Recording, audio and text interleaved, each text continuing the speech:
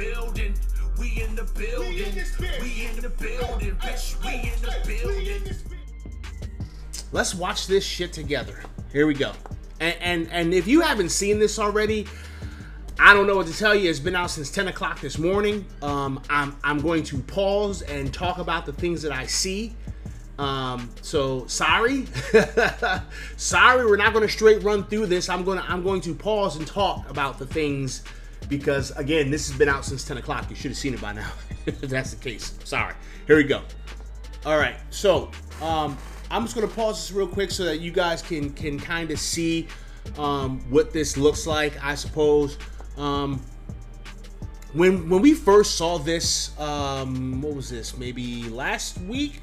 Yeah, last week, I said that I was concerned that this is a copy and paste kind of a situation, putting lipstick on a pig. This is kind of the first time we get to have like a no shit close ass look at this. As I look, you know, you've got for your head coach, you've got player growth as a talent focus. You got staff modifications. That's interesting. You know, you've got second string focus. That's interesting. I don't know if this is. I'm not sure if this is based on the tree. I'm sure we'll find out more information on this, but this could be cool, right? You got something here. You got something here that can help your second string. Your depth get better. That's cool. Your staff goal is to score in the first half. You get 4 points. Okay, rush for 75 yards. You get 3 for your offensive coordinator. Hold opponents. Third down completion percentage to under 50%. You get 8 for your defense coordinator. Like, this stuff looks cool. I hope that these things are not this easy, right? Like, I hope that as you get later into the season, these goals become harder so that you don't go through like a season and now all of a sudden your coordinator is a god, your head coach is a god. So we'll see, but let's continue. This is pretty cool, right? You come in here, you can make staff moves. You can reach out to some of these players. You know, you got these looks like Mike Pino Jr. He got the boot. I said Mike. That might not be Mike. That's just him. A. Burns. He's the head coach for the Broncos. He got fired. S. Mason. He got fired.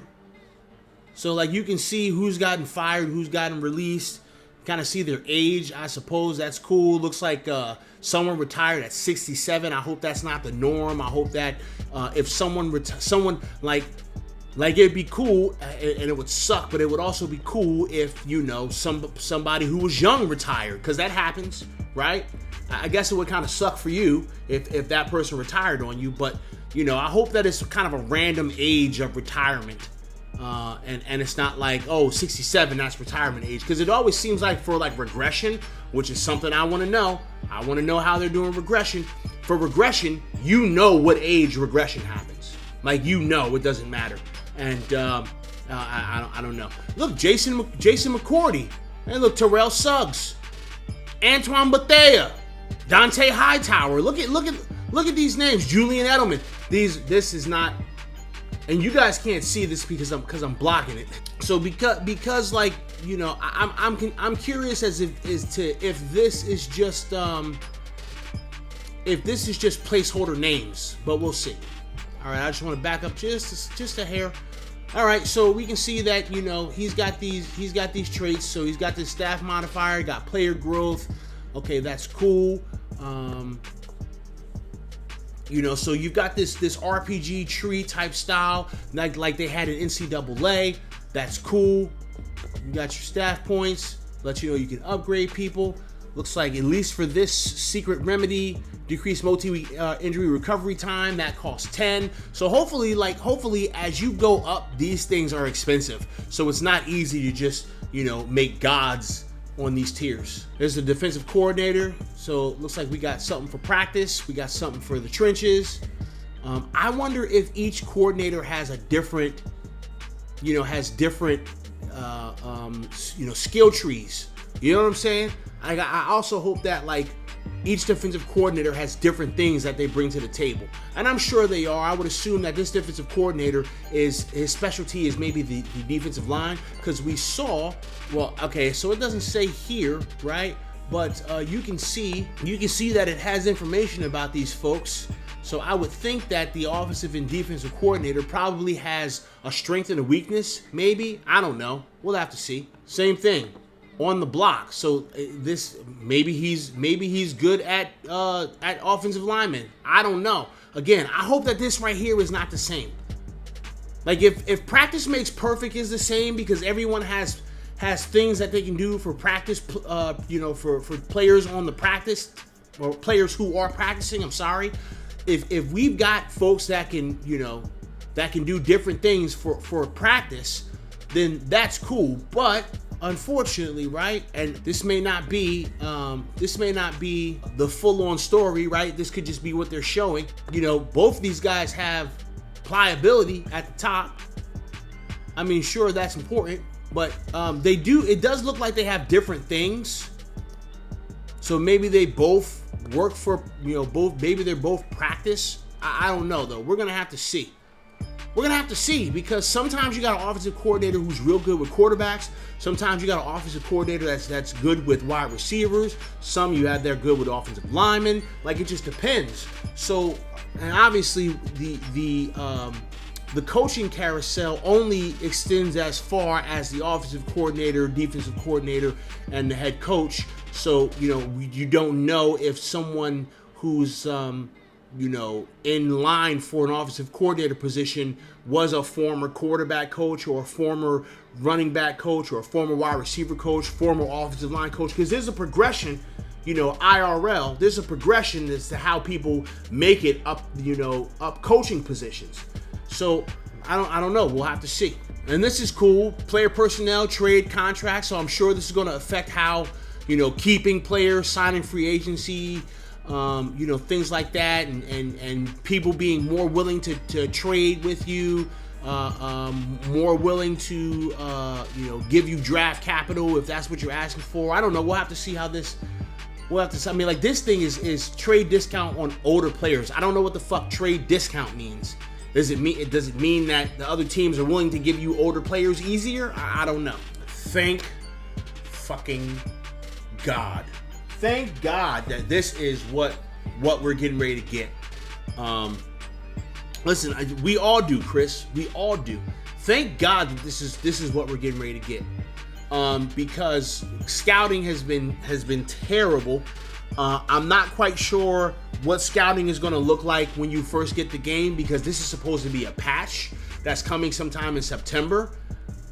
I don't know. I hope that if you've started the CFM before this patch comes out, that this patch applies to the CFM you're currently running. You don't have to start over, because if that's the case for like my CFM for Hall of Fame League, we're waiting until this patch comes out before we start playing games. Like, that's just. So I'm gonna have to reach out to some folks and see how this is supposed to work. And that's if we don't get a explanation or get some kind of information as to how this scouting thing is going to affect CFMs that have already been started.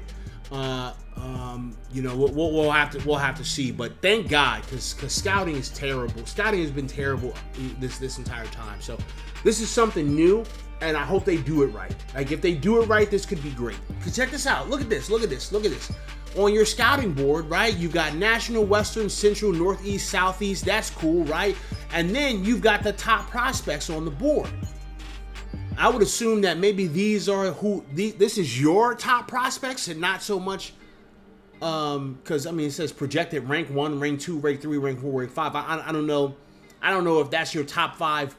I would guess that that's your top 5 prospects, but I don't know. Is this based on your board, or is this based on just the entire draft class? Like, this is I don't know. I don't know what that is. And then it just show you the strengths and weaknesses of the region. I would guess that this is just the top prospects in this region. But I'm curious if this changes and becomes the top prospects, based on who you need.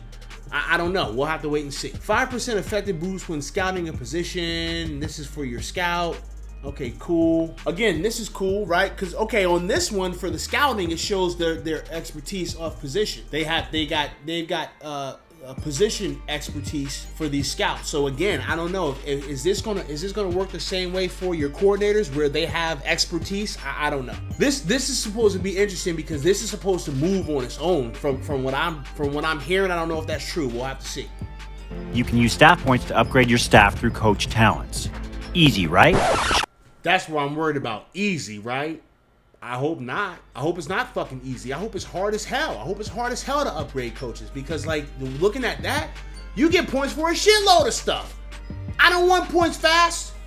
I don't want points fast. I want to have to work towards, building, especially if, check this out, especially if I'm running a long franchise, right? Or I'm running a long CFM, and maybe I don't like my head coach, but I've been working towards my offensive coordinator, getting a position. You know what I'm saying? Like I want it to be hard. I want it to be hard because if it's easy to build your head coach up to be a goon, then what's the point of having a coaching carousel? You know what I'm saying? Like it should be difficult. So I wanted to stop here because I want to talk about this a little bit. The strategy stuff could be real cool if implemented correctly. I think that'll be really cool to be able to have adjustments at halftime, to be able to have real-time kind of information on what the teams are doing, especially in a 32 user CFM. Everybody plays differently, everybody does different things. So if it can kind of give you that insider edge on your opponent without you having to do all the work. So like for instance, for me, right? If I'm getting ready to play a game against a user, I tend to go and look at, first and foremost, the roster, the depth chart, and then I kind of look at the team stats. Like how good are they on third down? How often, how much running are they doing? How many yards are they getting per handoff? Thankfully the game will tell you if they're running inside zone, outside zone, power. It'll tell you that kind of stuff. But like, I tend to go and do like some research on my opponent. In like the for real CFMs, not like the CFM game I'm getting ready to play because it kind of doesn't matter. We're just fucking around having fun. But if it can give me that information easier, so I don't have to do all the work, that'd be great. I really like that. This player health management shit is interesting for me though. Let's check this out. This is saying that you can kind of get a feel for how tired your players are based on their practices and their snap count. Okay, cool. Like that's cool. And then you get like a little training recap. It tells you, hey, your player's a little bit tired. You know what I'm saying? I'm interested in this. Okay. Choose a gameplay focus on offense and defense each week. Cool. You kind of do that anyway. Choose focus will identify the top threat on the opposing team. Great. I like that. Utilize next-gen stats and a list of pros and cons about how each carries over into gameplay. Next-gen stats. Next-gen stats in-game? I hope, right? Select a new weekly team goal that will reward additional staff points. All right, cool. Okay. This sounds cool. I think this sounds cool. And listen, curtail your expectations a bit, okay? Because this may not be what we think. But what I take away from what he just said just now is that you're going to get scenarios that play out throughout the entire season. And that sounds awesome because like right now, while the scenarios are cool, I enjoy the scenarios. To have the ability to have a scenario last longer than one game sounds great.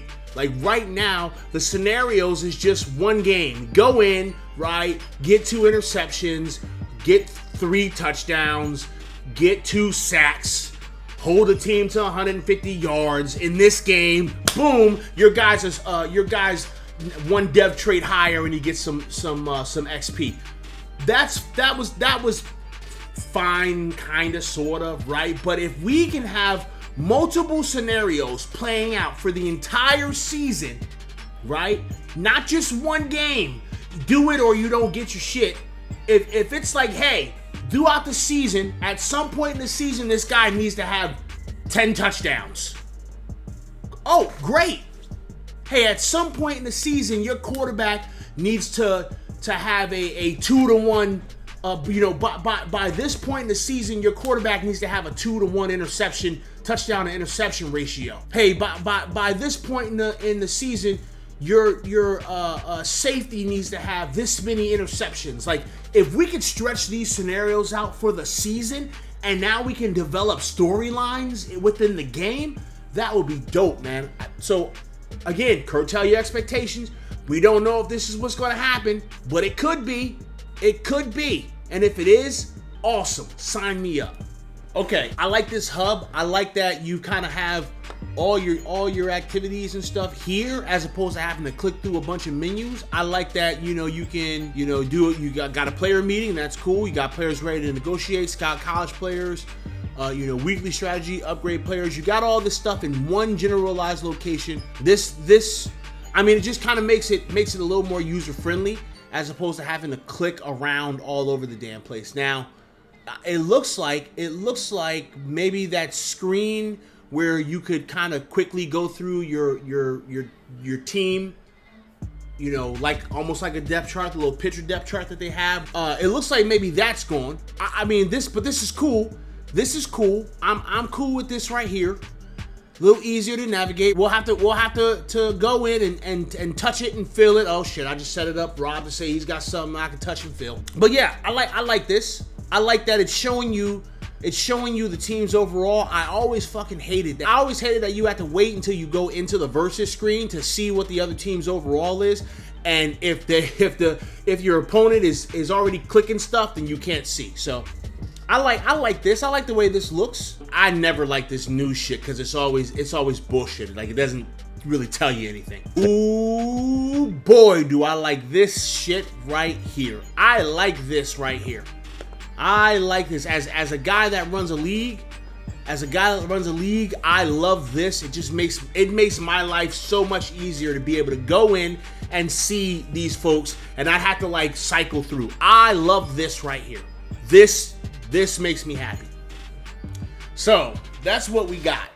Unfortunately, we were supposed to get more, right? I thought we were supposed to get more. I really wish that they would go a little bit more in depth on this stuff, but they just kind of hit wave tops right now, and I don't know.